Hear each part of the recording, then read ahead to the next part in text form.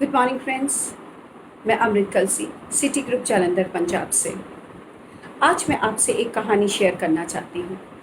ये कहानी है एक व्यापारी की और उसके छोटे बेटे की। एक बार वो अपने गांव से शहर की ओर जा रहा होता है। रास्ते में भूख लगती है तो वो खाना खाने के लिए एक पेड़ के नीचे बैठ जाते हैं, खाना खाते हैं और साथ ही व्यापारी की आंख लग जाती है। लेकिन बेटा नहीं सोता। बेटे को एक आवाज़ परेशान कर रही होती है, टक टक टक टक। बेटा अपने बाप को उठाता है और कहता है, पिताजी पिताजी ये आवाज़ कहाँ से आ रही है। पिताजी देखते हैं पेड़ के ऊपर एक छोटा सा शेल है जिसमें से एक छोटी सी तितली बाहर आने के लिए तड़प रही है। पिताजी अपने बेटे को बोलते हैं कि बेटा, इस शेल में एक तितली है जो बाहर आना चाहती है, तो बस ये आवाज़ यहीं से आ रही है। और वो ये बोलकर सो जाते हैं।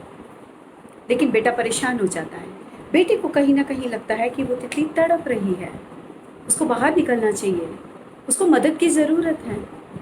बेटा क्या करता है, वो उस शेल को तोड़ देता है ताकि उस तितली की मदद हो सके। जैसे ही वो शेल टूटता है उसमें से एक तितली बाहर निकलती है, एक चक्कर लगाती है, गिर जाती है और मर जाती है। बेटा घबरा जाता है। बेटा अपने पिताजी को उठाता है, पिताजी पिताजी उठिए, देखिए ये क्या हो गया। पिताजी उठते हैं और देखते हैं कि बेटा ये तूने क्या किया। कहता, पिताजी मैंने तो शेल तोड़ा था ताकि वो तितली बाहर आ सके, सांसें ले सके, उसको मदद की ज़रूरत थी। उसके पिताजी ने समझाया कि बेटा ये तूने मदद नहीं की उसकी। फिर वो उसको समझाते हैं कि बेटा तितली का उस शेल से बाहर निकलने का एक प्रोसेस होता है, तूने बीच में ही उसका प्रोसेस तोड़ दिया।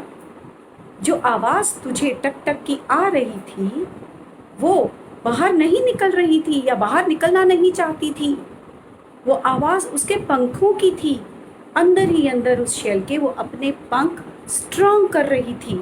जैसे ही उसका वो प्रोसेस पूरा हो और वो बाहर निकले और इस खूबसूरत दुनिया को देख सके, तूने बीच में ही उसका प्रोसेस तोड़ दिया और वो तितली के पंख अभी कमज़ोर थे, स्ट्रॉन्ग नहीं हो पाए थे, इसलिए वो उड़ नहीं पाई, अपनी उड़ान नहीं भर पाई और वो मर गई। दोस्तों, अब आप समझ रहे हैं मैं क्या कहना चाह रही हूँ। ये जो हमारा लॉकडाउन पीरियड है, ये एक शेल है।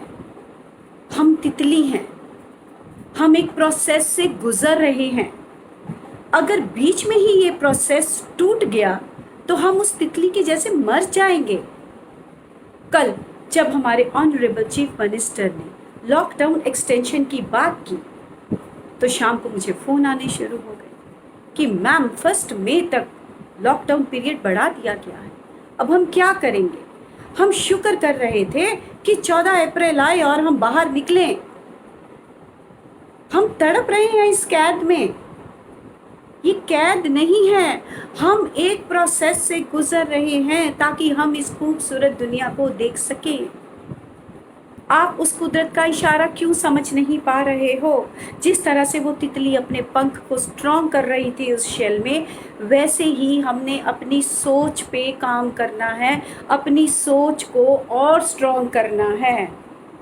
कहीं ना कहीं हमारा ये प्रोसेस पूरा नहीं हुआ, हम अभी भी नेगेटिविटी के शिकार हैं। जब तक ये प्रोसेस पूरा नहीं होता, जब तक हम अपने अंदर की नेगेटिविटी दूर नहीं कर लेते, तब तक ये लॉकडाउन रहेगा।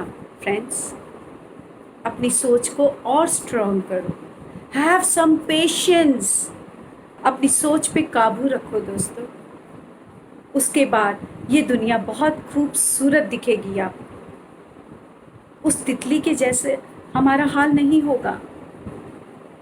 फिर हम अपनी खूबसूरत सोच के साथ इस खूबसूरत दुनिया को देख सकते हैं।